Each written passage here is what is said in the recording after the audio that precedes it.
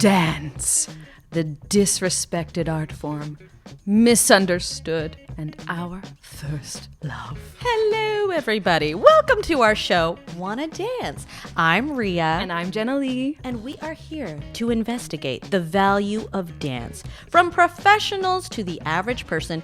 Who even is a dancer, and who is dance for? From here on out, we are your dance detectives.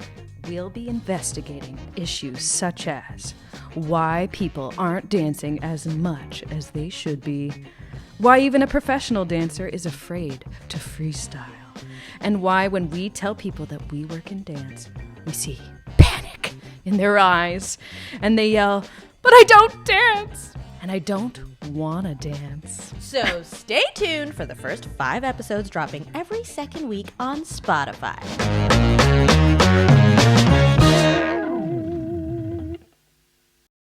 Welcome back to Wanna Dance. Yay! Yeah! Oh, today we're talking to 3, I don't know if we'd say beginner anymore. No.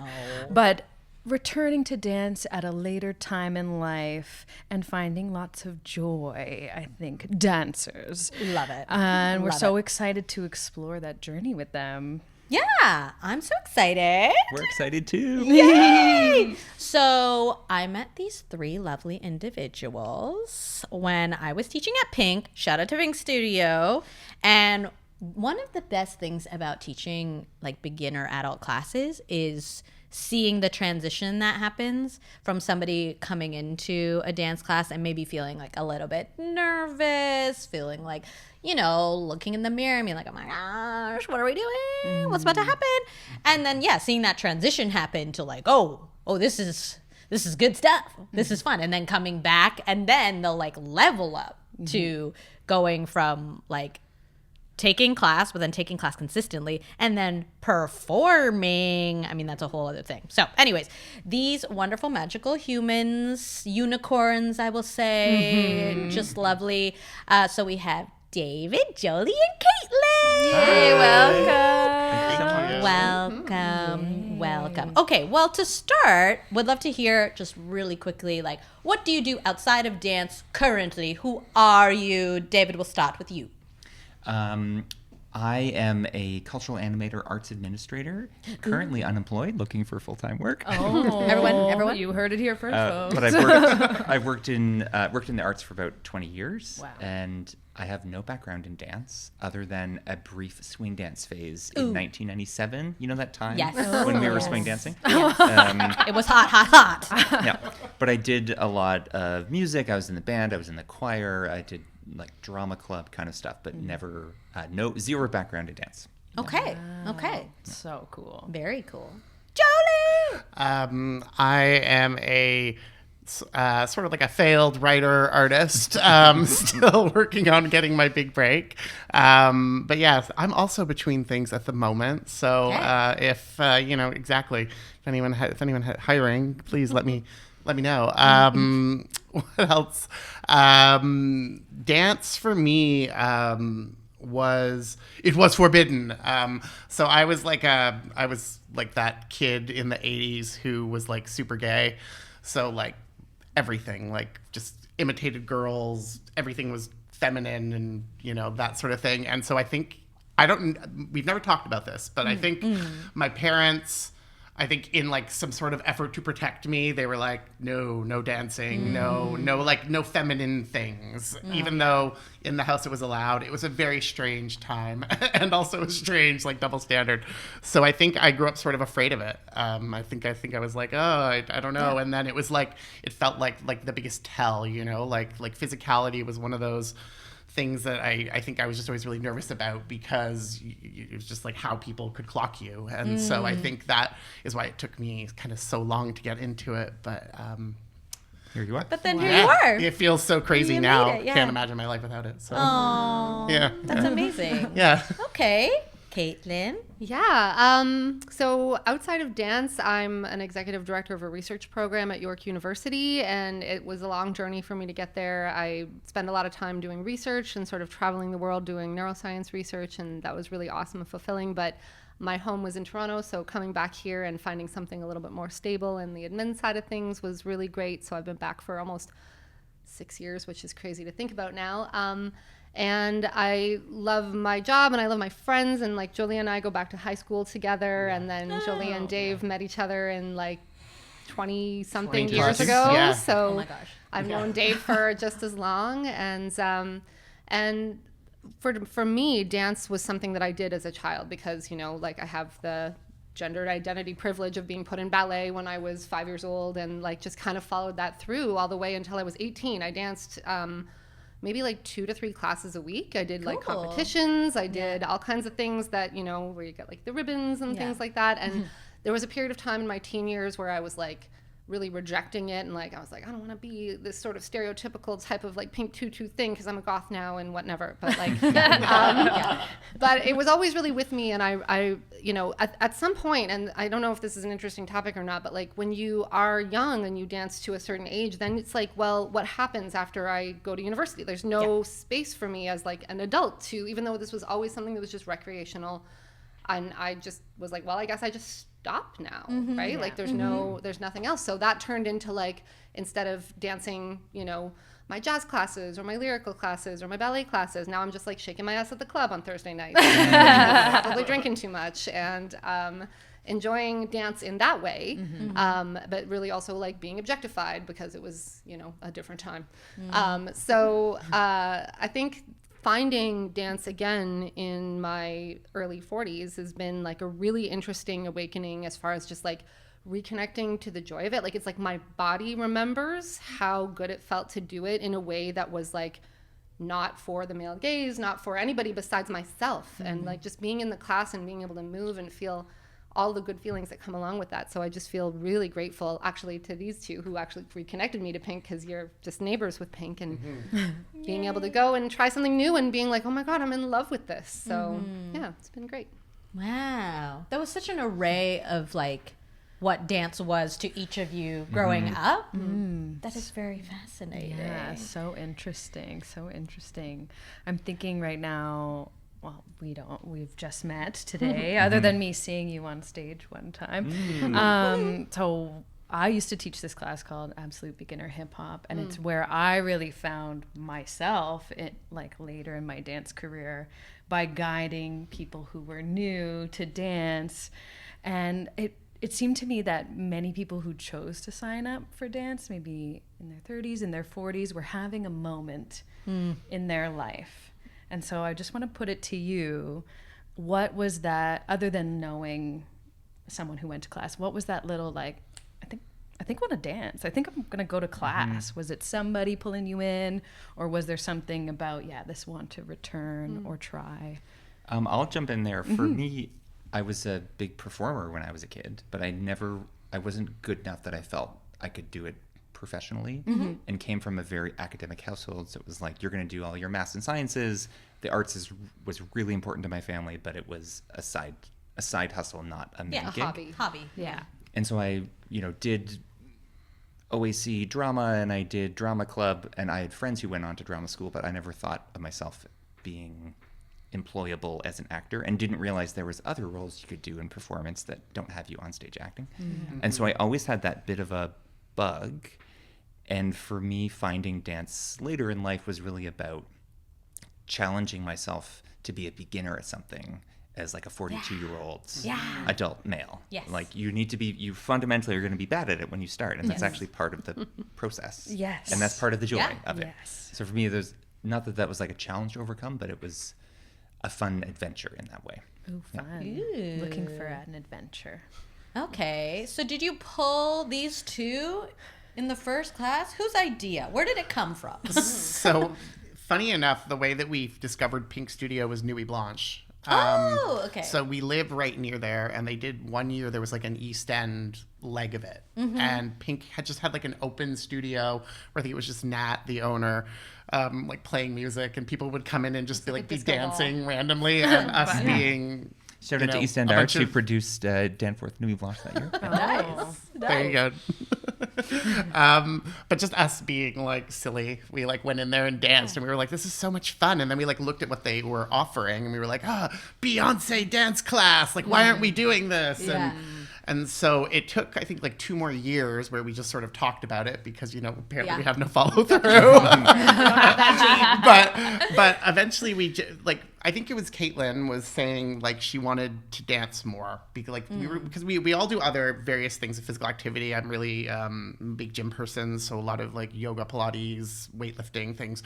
And I think we were looking for other ways, like things that were more fun. Like ways to be active that were, that we could all have a good time with. And so I think you mentioned wanting to do that again. And we were like, let's try this Pink Studio. We'll buy one of these class packs. We'll all just go. And we did it all together. It was our first, it's almost our 2-year RIA anniversary. Which is congratulations. We do celebrate. We do celebrate. We do actually. May this year it's Dua Lipa Day for RIA. Yeah. We'll always remember it was Illusion by Dua Lipa. We have the video still. Yeah. So that. And I made a playlist of all the songs because there was like Come On Over. There was Christina Aguilera. Was there a Pussycat Dolls or no? There was some. Might have been. I made a playlist of all the songs that you did like in that cycle. So I still have that. So the Dua Lipa is number 1. Yeah. So we went. We just did it. We did one. We didn't know what we were gonna think. We didn't know, and we just came away completely, I think, in love with like the studio, the space, and how it made us feel, and the learning, and the like Dave was saying, like being bad at something. Is.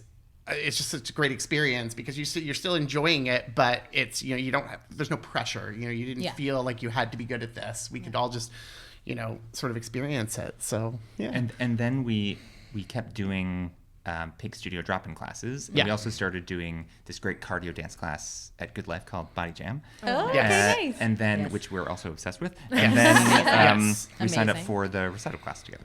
Yeah. At Pink Studio. Yeah. Okay, I have a couple things to say. Number 1 is, you bring up a very good point of like being a beginner again. And I always say, like in any hobby, not just dance, it's really hard to feel that because now everyone's like at this age, everyone's working in something that they're probably very good at and have been like trained in for a long time. And especially the arts, I feel like a lot of people just stop doing them once we're out of high school. Yeah. Even high school, like if you're not in a drama class, if you're not in the music class, you might not be doing it anymore. The way that we were when we were like in grade 1 and 2, you're just constantly painting or dancing or acting, Yes. So once we're out of that space and we're just in work mode and in this thing that we know how to do so well, going to something and feeling like a beginner again can be very scary. It can be very humbling, and it can kind of stop you from continuing to go also. Because that feeling, but it's like you were saying, if you accept it as like part of the process, and I'm sure if you looked at that Dua Lipa video now, you'd probably be like, wow, look how much fun we're having, but look how much we've grown from there, just in 2 years.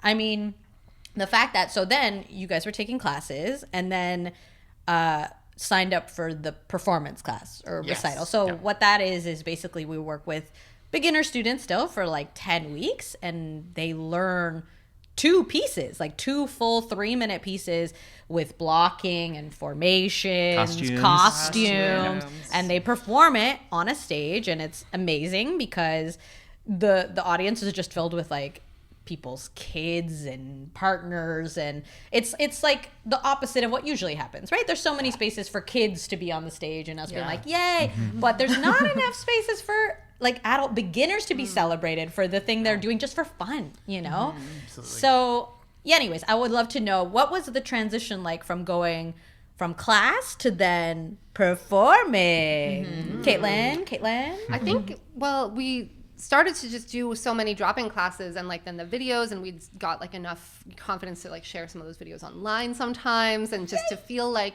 I think there's like a barrier when you're an adult of, I don't know, a certain age, or whenever you're a certain age, whatever that barrier is for whoever you are, to be like, oh, is it okay for me to do this? Because like, is this just frivolous? Is like, shouldn't I be doing something more important with life? Shouldn't I be producing something? Shouldn't there be something where it's like, oh, I'm an adult and I'm taking a dance class? It's like, there are a lot of people who be like, well, what a waste or something. But at the same time, it's like everything that you get back from it is such a positive feeling, like in your mind and body and community. I think one of the biggest things about wanting to lean into it more was the community feeling that we got at Pink. And like, so we're privileged enough that we came in together, so we had built-in community. But when you're trying something for the first time and you're failing at it and you're alone, if you don't have the right community or reinforcement around you, it can be very like other, and you feel like, okay, well, I'm not going to come back to this. I sucked at it my first time. But like the space that the teachers at Pink make is very like, you know, any skill level, any age, everybody's welcome, every body type, every body is a dancer's body. And that's just a really positive reinforcing message to be like, no, you belong here. This is what the point of all of this is, to just move your body and feel joy and have fun. So as soon as you get over that barrier, then all of a sudden it's like this whole new world opens up, and it's like, maybe I could do a recital, but like, is that crazy? Like, who would come? Why would I? Do I want to perform? Like, and who? Like, and you know, these two were into it, and I was like, yes, let's do it. You know, and so and then it was so much fun. It was so much fun. So it was a learning experience. Learning to dance with other people also is an interesting thing, like the blocking piece and like all of that. So that was a new skill. Like, you know, when you're doing the drop-in classes, you kind of just are there for yourself and you're doing it on your own, and it's over in an hour, and then you get to be like, cool, that was fun, and you walk away. But like the building of something with a group of people, and then, you know, the relationships that are forged out of that and the good feelings that come out of that, to be like, you know, I feel like I really struggled with this part, and then when I watch the video back, I really killed it, and I just feel really good about myself. I actually want to add to that, you're talking about like the dance friends that we made, but also equally when we did the recital, the dancers that we hadn't met yet were so encouraging. That Particularly that first recital, like the burlesque ladies, just the burlesque community being like so open and welcoming and so encouraging. Like, and hooting and hollering from backstage, and like, because that day, I remember that day, we were shitting our pants. We were terrified. We were excited, but we were really, really nervous. I couldn't even watch it. I had to like stay in the basement and just be like, focus, just focus. So silly. Play baby. But those slightly more seasoned dancers, particularly the burlesque performers, were so warm. They just had like a warmth that you felt felt welcomed and encouraged. It was lovely. That's so nice. I think it's so. What's coming up for me is like, it's so powerful, especially now with phones and internet, to like come together into a space and go through something together with these people you know and don't know, and also like just be in your body.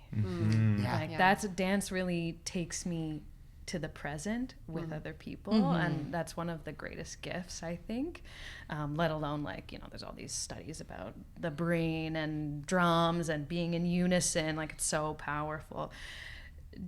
Like, I don't know what my question is, but do you think that thrill is like addictive? Yes. Because I think we're addicted. Oh, we're addicted. Of course. I keep wanting to return to that feeling of just being here with this person, especially, and being in unison side by side. I think that like our modern society actually is structured in a way that sort of like almost separates our mind from our body in a way, like where, especially with all the screen-based interactions that we have, it's like, who are we? Like, are we our bodies? Are we our minds? Are we our like social media personalities or whatnot? So dance really is a way to reconnect to that. And I have like a small anecdote, which is not necessarily an addiction, but maybe like an overdose of this exact thing that we're talking about, which is Nice. Go on. well, just like an example that reminds me of how powerful dance is and how powerful like moving your body is in a freeing way. Because I went to I used to live in Boston, and I went to a yoga retreat in some part of eastern Massachusetts, and as a part of the retreat, there was like something called yoga dance, which I'd never done before, which is basically like they put on music, and it's all sort of like hippy dippy music, like Alanis Morissette's "Thank You," that type of thing. Oh, nice. Yeah, great. No, bangers. Exactly. Arms open wide, That. eyes Very closed. that. Got it. And basically, there's like a whole like ballroom space that people are just moving in, and there's no rules. So move however you want. And actually, I love that sometimes your classes have that element where it's like, you're like, now do something crunchy, now do something like fluid, and you give us a lot of like space to kind of explore. I think that within that retreat, when I was there, watching everybody kind of just like move, like there were people rolling on the floor, there were people who were like doing really intricate style dancing, and I was like, oh, what does my body want right now in this space? I've never asked it what it wants, and I was feeling lots of joy from being there, so I just started like leaping into the air, and like my dancing had a lot to do with like big jumping movements, and I just did it, and everybody was sort of moving kind of in a circle, and then like we were waving, people were interacting, and then they weren't, and at one point I just became so emotionally overwhelmed I had to go like cry in the corner because it was like coming out. It was but like never being able to be like that free with my body in my regular life, like being able to just kind of explore or use it for play and exploration. So if you leave it pent up too long, it'll come out in ways. So I think now it's almost like taking these classes as a way to kind of exercise that, or like, you know, like it's like a positive addiction in a way. It's like, so then you don't overdose because you're letting it out and you're reconnecting in a way that's really important. And I think like how we're meant to be, right? Like we're one, who we are is our mind and body. And so unfortunately just the way we live and work now just doesn't honor that very well. So more dance, people. Yeah. More dance, More dance, people. Yeah, I mean, we are addicted to the dance. It's okay. This is the right place to share. But yeah, like there is something so special about moving together with a group of people and just the process. Like people don't understand watching it. Like they're like, yay for those like 3 minutes, but all of you know what went into getting to that top of the mountain. You know, it was such a process, and where it started and where it ended, you know, and to have that release, like if you've never performed on stage before, it's hard to like convey and put into words, but it's an adrenaline rush. It's a rush. For Oh, sure. yeah. It's a rush. You fully black out also sometimes. Like 100%. it go like a 5-minute piece is done in like 10 seconds. Oh yeah, you And- can't think your way through it. No. That's why it's so beautiful. To like Yes. you've practiced, you've learned, you've practiced, you put it in your body, and you're gonna trust that it happens the way that you practice, hopefully, and then you just like let it go. And you have to let it go. Let it go. It is always the funniest things that, like, to that point, like, you practice so hard, and then it's the thing that you get right every time that goes Always. wrong. Oh, Oh, 100%. honey. Same for us every time. What am I doing? I literally there is a video of us doing a performance and me stopping and being like, what am I doing? Like you see me mouth those words. we slowed it down. Yeah. And it was a piece we had done a bunch million of times. times. We felt like we could just throw it out and do it for this other Yeah. event. I think it was like an 8 count ahead. Yes. And I literally looked, what am I doing? Yes, and I was thinking, What is she doing? yeah, it's true. It's true. I always we let it wondered. too go. Yeah, we Yeah, let it go was too too much. free. Yeah, I was too not here. I think there's also something special about working with a teacher or choreographer where you're led to something, and that's a bit of maybe not a rush, but there's something we've been very privileged through Pink and at Good Life to have very good teachers that we kind of become obsessed with. Like, not to make it weird, Rhea. Yeah. But like It's okay. You're not alone. you're like led by this creative person towards being creative, and there's something really special, and it's not a rush, but it's like there's something about it that's very lovely. Yeah. But I think also, like we were talking about freestyle earlier, which is like improvising, and you were kind of talking about that. Like, yeah, let's put on music. What does it look like to dance like a snake? But everyone's gonna look different. And yeah, obviously there's kind of two sides of this. Like I love choreographing and teaching, but again, like that's my movement. That's what I am perceiving this music as, you know. So it's so fun to see my vision come to life through everyone's, you know, bodies. But I love seeing what comes out if I just put the music on. Like, what do you have to say in relation to this? I struggle with that. Of course, of course. It's Well, very difficult. no, we have struggled in the past too. I was saying only now, I feel like in the last 5 years do I feel like I can just freestyle and not give an F. Like my mind is finally like, it doesn't matter. Who cares? And I like feel like I can freestyle the best I ever have versus when I was like maybe 25 and in like the best shape of my life and like training all the time. Right. But when it came to freestyle, I was like, I don't, because I'm so locked into like, it's got to look good, you know? Yeah. But now I'm like, I'm a freestyling queen. Yes. But freestyling, to me, it's always like learning a language or like speaking a language. Yeah. Because you need the words and you need the sense of the flow of the language, the grammar, the context. And then when you have a good grasp, then you can speak. Then you can really freestyle. Doesn't mean we shouldn't try as a beginner. I mean, we have to get there. But yeah, it's going to be a little clunky and a little awkward and you say the wrong thing. But you have to, like, to find what you like and to find what your style is, you have to just do it. Like anything, you know? There's no other way to find out other than just stumbling through. And maybe it's just hitting the bass. Boop, ba-da, boop, ba, boop, ba-do, boop. And we're just... And that's part of it too, right? Like, good segue. Oh, yes. Are you ready for the segue? Like, I always say to kids that music and dance are like besties, because they are. Yeah. Like, you need music for dance, you know, and that's what inspires the dance. And I often feel like for dancers, we're such big music lovers. We're obsessed with music. And I know you are all music lovers. Has that been like a gateway to dance, a barrier anyway? Like what's your relationship like with music now since being in this big dance obsession? I did a lot of music when I was young. I did, piano classes, recorder classes, choir, band, all that stuff. So I feel like that has helped me in dance because when you play in like a ensemble or choir, you kind of understand the building blocks, the bass line, the percussion, the rhythm, sort of like you've gone through that. So when it comes to like freestyling, for instance, which we do in some of our classes, I can choose a piece of the music and that's what I'm going to freestyle to. Nice. Again, the drum beat, the bass line, the piccolos, whatever it is. I love a piccolo. I love a piccolo. And I think that has helped me in that way. But the only other experience with music and dance coming together me is like when you're young and drinking at the club. And I can freestyle after a couple vodka sodas, like out in a dance crowd, but doing it in a different environment was jarring for me. Expectations, setup.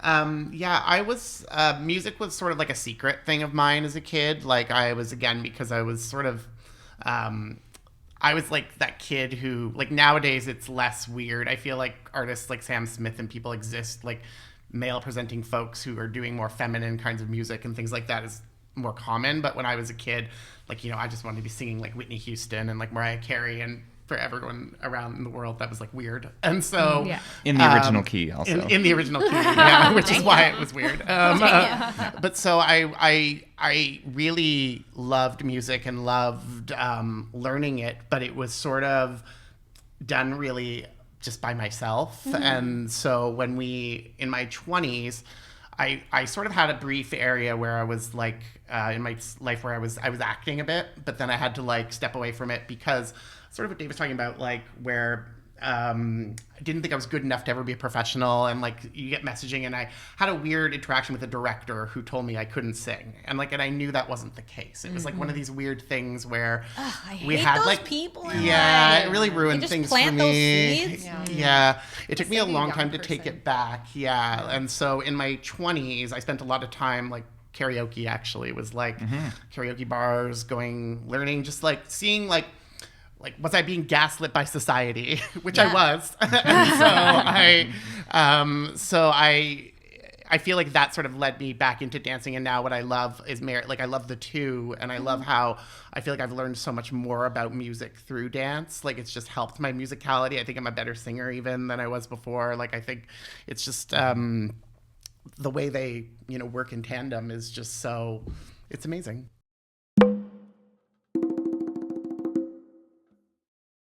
So you were saying karaoke.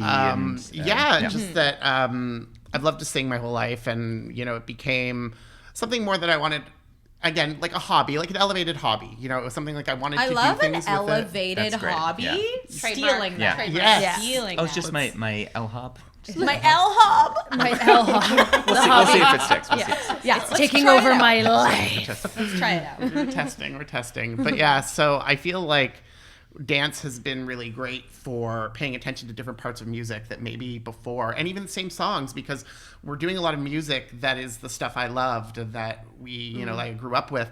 And, you know, it's like you're hearing Rhythm Nation for the billionth time, but suddenly you're picking up something different that you didn't think of before or hear before. And now you can, and you're moving to it, and you're dancing, sometimes dancing while you're singing. And it's just, you know, it's lovely. Oh, yeah. Yeah. Isn't that such a funny feeling? Like, that drum was there the whole How time. have I missed it for 20 years? I know. Yes. It's all, all new again. It's such an amazing journey. Yes. I mean, I don't know. It's so hard to try to think about how to articulate my relationship to music and dance, because I think it's, and I'm sure a lot of people think this, so I don't know if I think I'm special, but like I think sometimes I'm so connected to music that there are certain songs where it's like I can't not move my body to certain songs. Yeah. Yeah. And it's, I don't know, being able to reconnect to dance at this age, and just as Jolie was saying, like find new ways to appreciate the music that you love. And we're really lucky that like a lot of the performances we've done or the drop-in classes have been to really like banger songs, and then you just feel like you can lose yourself in it more. If it's a song, if it's a song that I don't know, it's like I can still enjoy the dance, but if it's a song that I know, then I can like really embody it a lot more and bring some more of like my own personal like flavor to the For sure. moves. So That's usually why, like, if I have anybody give me the inkling of like, you know, I kind of want to try your class, I'm like, come. But like, if you're coming, tell me when you're coming and tell me what songs you want to hear. Truly, give me a song request, because it is so much easier and more fun. The buy-in's a little bit buy-in easier. is in. If you're dancing to a song, you know, it's easier to be like, oh, I know there's a like ching at the end of that. Yes. And you understand, you know, what lyrics Yeah. are coming. So I always say, like, please give me what music you want to dance to, Yes, you know? yes, the Beyonce class of it all. Yeah, I- exactly. I think Although that's sometimes great. that's also very distracting, because you're like Yes. too into it, and you're just like, this is so amazing. I love this like you're saying, Yes. that ding, that. Yes. And you're like, whatever you were. Sometimes also supposed what to be happens doing. is like, this happens I'm sure for you too, where like you watch a choreography or you take a class to a song you've never heard before, and now that song has completely changed, you know? Yeah. Like it has Oh, yeah. just elevated the song completely. And now I'm like, I don't even know if it's a good song, but it is to me. Yes, I'm for sure. biased. Oh yeah, absolutely. Yeah, I was thinking about my friend who now dances, but before his dancing time, I was just hanging out with another friend. Shout out to Ray. And we're listening to I Wanna Dance with Somebody. And there's so much happening in that song. So much. There's so much. Do, do, brink. And like Ray in particular, he's so in tune with like musicality. And so anyways, whenever we listen to music, any dancer, you know, we're like, oh yeah, dun dun. Ga, ga, shabba-da-da. Like we can't not hit the things.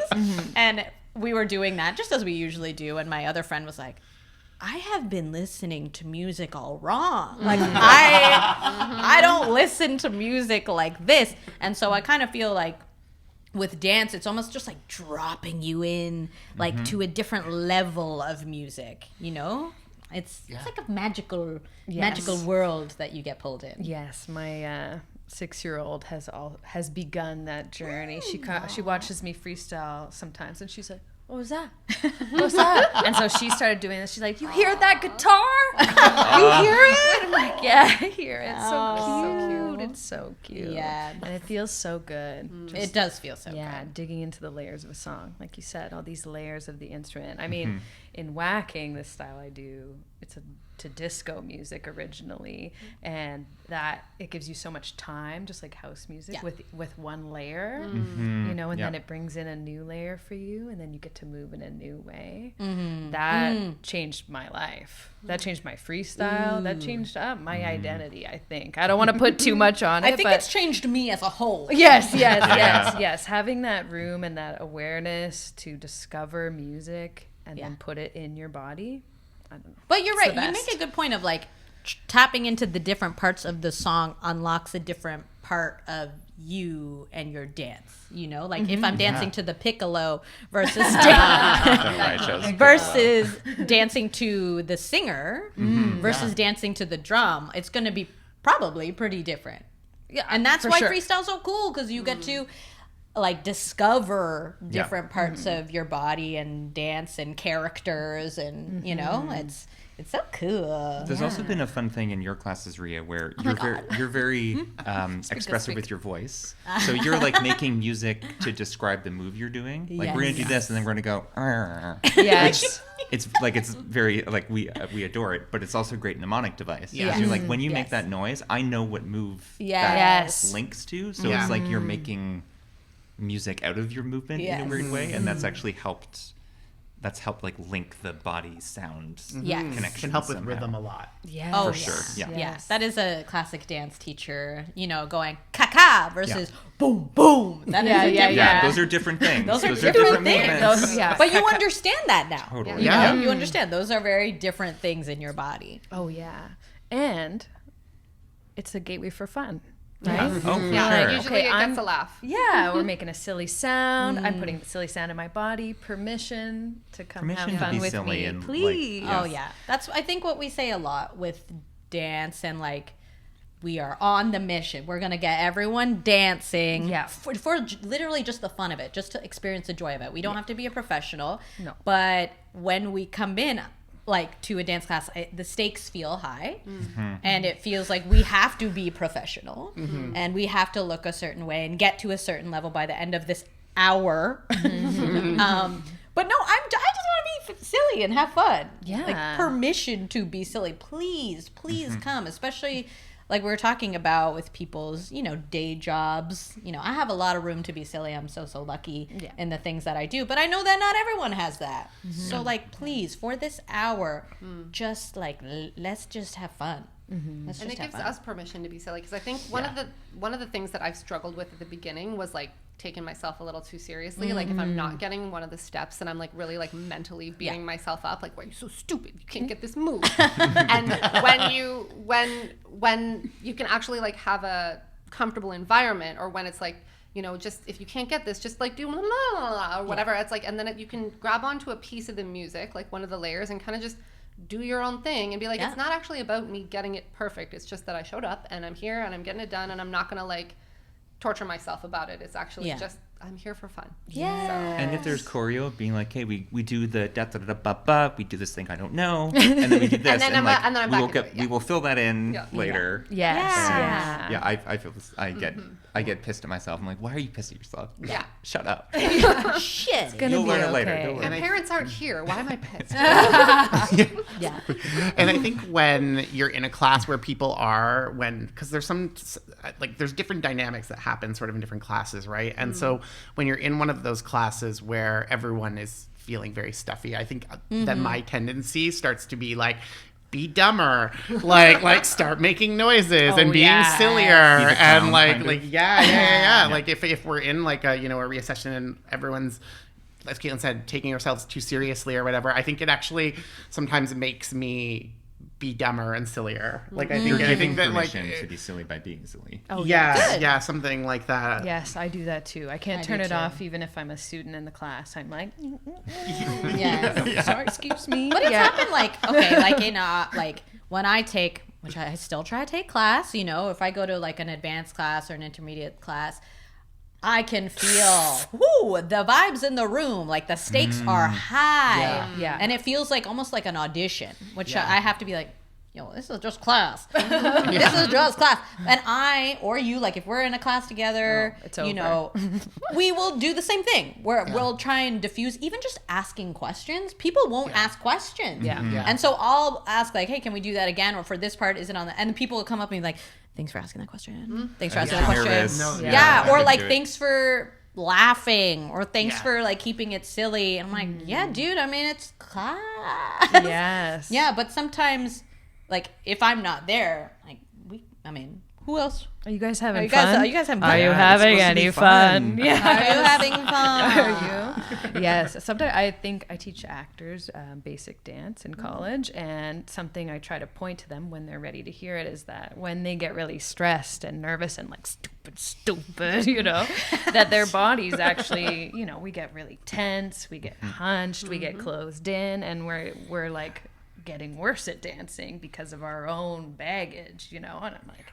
yeah, I should be the only opinion that you're listening to in this room, and I'm telling you, you're doing great. So let's get those elbows away from your body and take a deep breath. But I also think another thing that has like affected me taking class too is the video aspect of it all. Oh, yes. You know, and I mean that still happens in studios, and it's great. It's a great resource for dancers, for like people who are working and like need that professional footage. It's an amazing resource, but I think what it does is also the stakes are now high. Yeah. So like we're coming in with like makeup, and like if you want to wear makeup to class, it's fine. But like if we're like, there will be a video, so I got to wear my best outfit. There's a product, and like you're like, okay, the camera is coming in 10 minutes, so I gotta like, I don't know the choreo yet. What am I gonna do? You know.